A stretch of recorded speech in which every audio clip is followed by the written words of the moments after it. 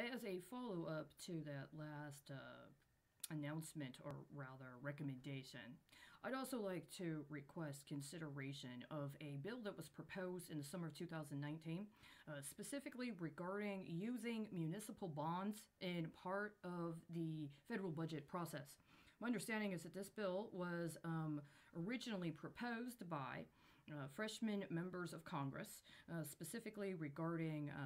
implementation of a policy whereby municipal bonds around the country could be used in evaluating a federal budget's policy. However, I am concerned that not only were there legal implications, but that there were a number of other matters related to municipal bond issues that had been outstanding for several years. Not only in connection with an investigation that I personally was engaged in,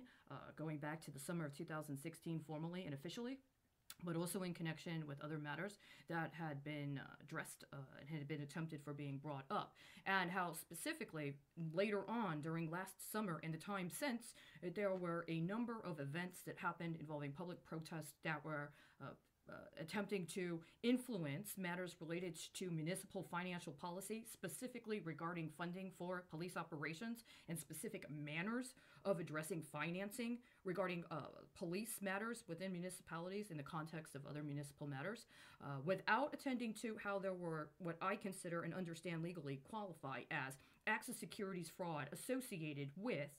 issuances of municipal bonds at the time the specific municipality was involved in a police-involved shooting that ended up erupting into a protest.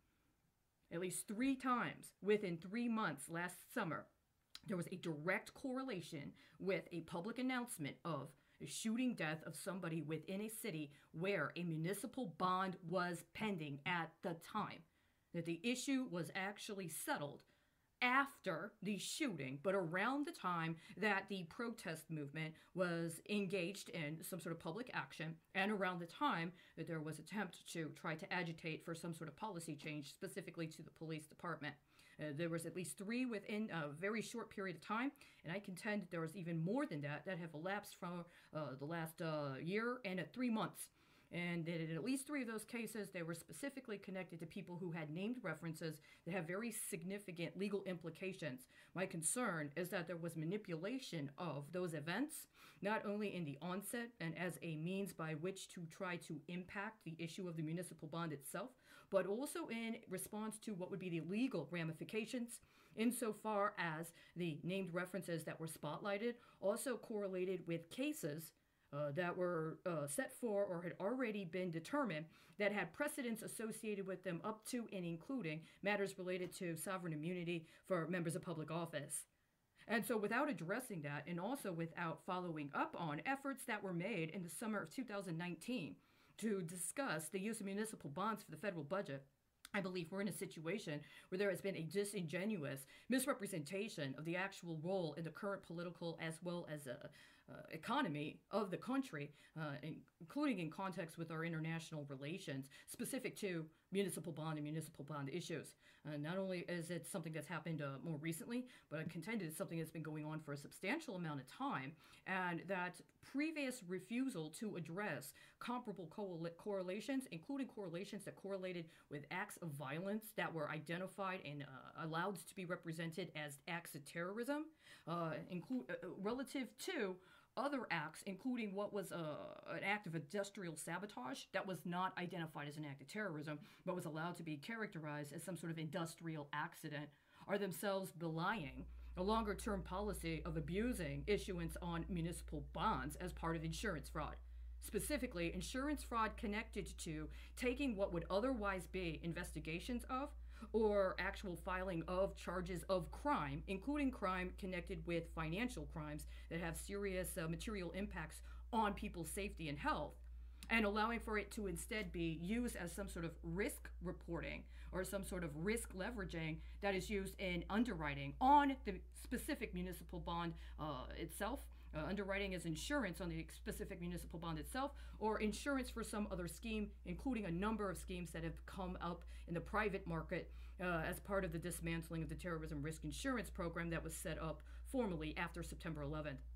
And these factors are materially relevant right now. I contend there is a lot of what could otherwise have been recovered through appropriate criminal prosecution, as opposed to just allowing for some sort of recalibration or reconsideration in operating budgets for corporate entities of concern that were allowed to be put through a civil litigious process and or